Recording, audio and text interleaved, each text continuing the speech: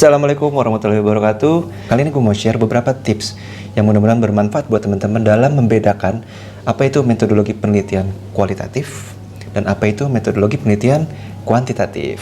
Berdasarkan beberapa sumber yang gue dapat, terdapat setidaknya 5 perbedaan mendasar dan atau yang paling khas yang bisa membedakan antara kualitatif dengan kuantitatif. Tapi sebelumnya, gue mau jelasin dulu definisi yang kita dapat dari beberapa teori. Yang pertama menurut Creswell. Apa sih kuantitatif? Menurut Creswell, penelitian kuantitatif adalah sebuah proses dalam menyelidiki masalah, di mana proses pengambilan data, penentuan variabel, dan yang kemudian diukur dengan angka harus mengacu kepada masalah tersebut agar bisa dilakukan analisis sesuai dengan prosedur statistik yang berlaku. Oke, itu untuk yang kuantitatif. Teman-teman mungkin pasti masih bingung, definisinya aja masih panjang gitu ya kalimatnya. Oke, kita lanjut dulu ke kualitatif. Sedangkan menurut teori, penelitian kualitatif adalah prosedur riset yang memanfaatkan data deskriptif berupa kata-kata tertulis atau lisan dari orang-orang dan perilaku yang dapat diamati. Ini menurut Moleong. Dari dua perbedaan definisi ini, kita bisa mengambil satu summary kecil lah ya. Summary secara sangat singkat dan agak kasar. Secara sederhananya, kuantitatif ini diambil dari kata-kata quantity, di mana artinya adalah bicara tentang jumlah. Quantity, jumlah, itu mungkin supaya teman-teman lebih mudah mengingat. Sedangkan kualitatif itu diambil dari kata-kata quality atau kualitas. Jadi perbedaan dasarnya di antara kedua metodologi adalah kalau satu ngomongin angka, persentase, jumlah, dan lain-lain. Yang satu lagi adalah ngomongin kualitas, mendalam, eksploratif, dan lain-lain. Oke, kita langsung masuk aja ke 5 perbedaan mendasar antara kuantitatif dengan kualitatif. Yang pertama adalah perbedaan pada desain penelitiannya.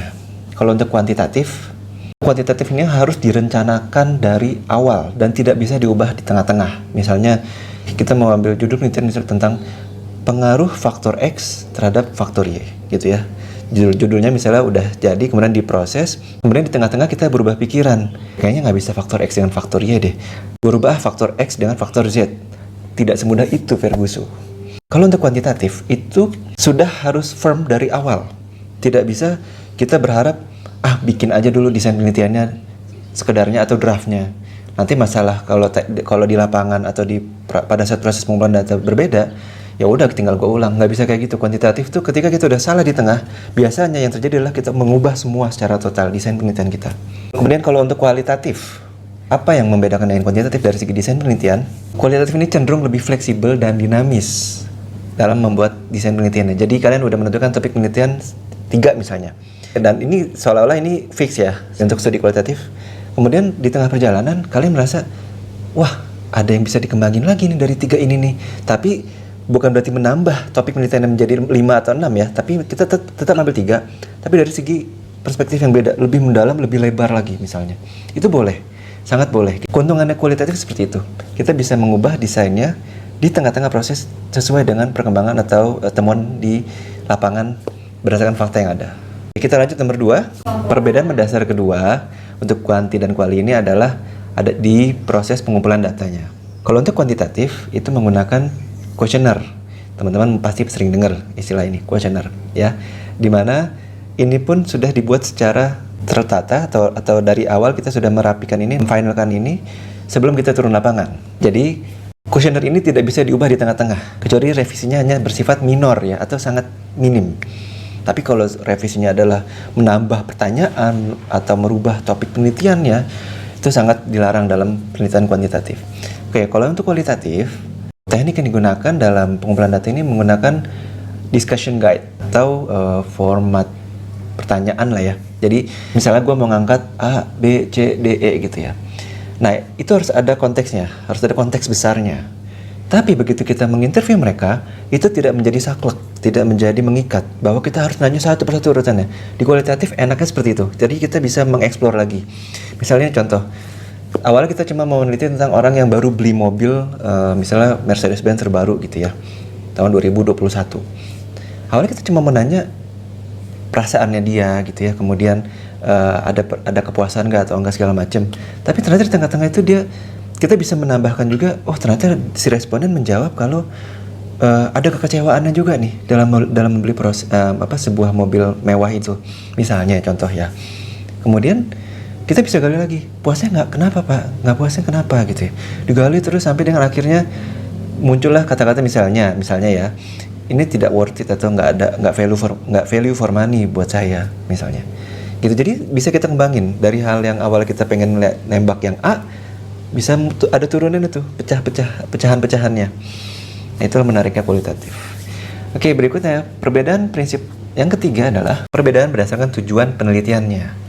Untuk kuantitatif, tujuan penelitian kuantitatif ini biasanya digunakan untuk mengukur atau menguji antar beberapa variabel, kemudian menguji hipotesa atau teori, dan yang terakhir biasanya untuk mengetahui atau melakukan generalisasi terhadap suatu fenomena atau kasus tertentu.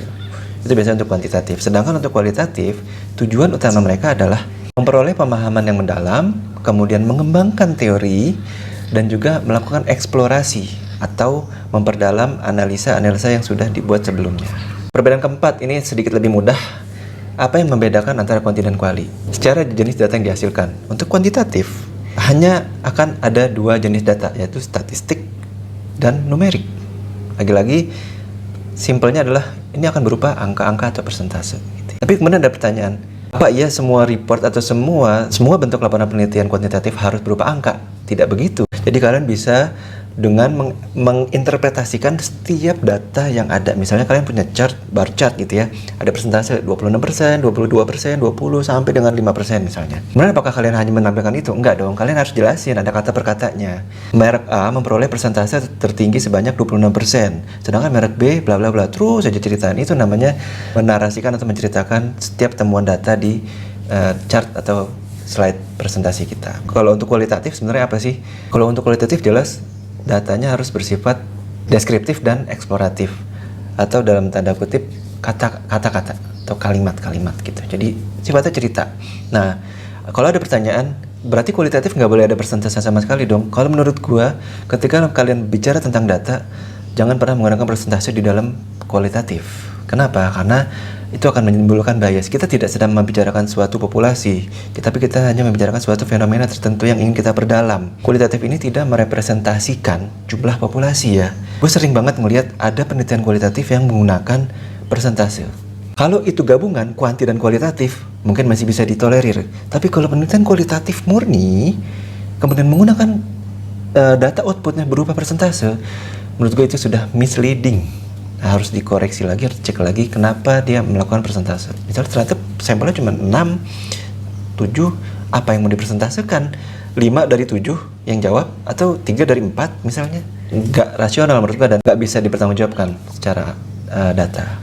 Maka yang terakhir, nomor 5 adalah yang paling jelas atau paling nyata perbedaannya adalah berdasarkan cara menganalisa datanya. Jadi kalau untuk kuantitatif, cara menganalisa datanya harus di akhir penelitian. Harus di akhir, nggak bisa di tengah-tengah, apalagi di awal. Tapi kalau kualitatif, bisa di tengah-tengah prosesnya. Misalnya kalian sudah selesai mewawancarai 2 responden dari target kalian 3 misalnya. Responden pertama dan responden kedua, kalian sudah bisa olah dulu nih. Kalian sudah bisa verbatim, kemudian kalian bikin analisanya, dan kemudian kalian bikin prediksinya. Oke nih, kira-kira gini. Paling yang satu lagi responden jawabannya akan seperti ini. Itu udah bisa diprediksi di awal untuk kualitatif, dan bisa di tengah-tengah proses sampai dengan akhir prosesnya tinggal di finalize. Itu kelebihannya kualitatif ya. Tapi kalau kuantitatif betul-betul harus menunggu, misalnya target sampel kalian adalah 300 gitu ya. Nggak bisa tuh kalian mengolah data begitu 150 responden udah dapet, kalian olah dulu. Nggak bisa. Kecuali kalian mau cleaning data, itu beda loh ya. Hanya melakukan cleaning data, hanya ngecek, oh ini datanya nggak error, ini benar. Di raw datanya dilihat, itu bisa. Tapi kalau melakukan pengolahan datanya hanya dengan setengah sampelnya dari target, itu tidak bisa dilakukan dalam penelitian kuantitatif. Oke? Secara sederhananya lagi, mudah-mudahan teman-teman bisa lebih sedikit kebayang lagi kalau kita ngelihatnya dari judul penelitiannya misalnya. Jenis-jenis judul penelitian kuantitatif itu modelnya seperti apa? Yang pertama misalnya pengaruh faktor A dengan faktor B. Nah, kalau udah ada kata-kata pengaruh ini jarang sekali atau mungkin cenderung tidak bisa digunakan di kualitatif. Kemudian yang kedua hubungan antara faktor A dengan faktor B. Yang ketiga, efektivitas penggunaan faktor A untuk menangani faktor B. Yang keempat, perbedaan hasil faktor A dengan faktor B, dan lain-lain. Jadi, kata-katanya itu biasanya kalau ngomongin kuantitatif ada pengaruh, hubungan, terus efektivitas, dan lain-lain gitu. Kata-katanya jadi straight to the point biasanya. Cenderung lebih menggunakan sebab akibat antara dua variabel atau lebih. Nah, kalau untuk judul-judul penelitian kualitatif, contohnya adalah misalnya minat faktor X di titik-titik. Evaluasi terhadap kebijakan bla bla bla misalnya. Persepsi konsumen atau masyarakat terhadap bla bla bla. Dan yang terakhir adalah cara belajar mahasiswa di kampus. Titik-titik-titik. Itu. Jadi tidak ada kata-kata pengaruh, tidak ada kata-kata hubungan, tidak ada kata-kata efektivitas. Jadi semuanya betul-betul melihat ingin mengevaluasi, ingin mengeksplor sesuatu misalnya, ingin mengetahui minat. Jadi intinya tidak ada kata-kata hubungan sebab akibat antara dua variabel atau lebih seperti di kuantitatif.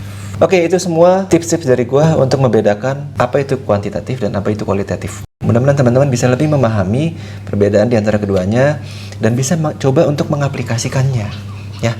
Jadi kalau ada yang masih bingung, ada yang mau tanya atau yang masih interest dengan hal yang lain, boleh tulis di kolom komentar di bawah. Gue sempatkan untuk membaca dan menjawab pertanyaan-pertanyaan dari teman-teman. Dan kalau misalnya ada ide untuk next vlognya, kasih tahu aja lagi di komentar. Mudah-mudahan itu bisa jadi inspirasi buat gue dan bisa jadi ide buat gue ya untuk membuat konten-konten berikutnya yang lebih kalian perlukan. Oke?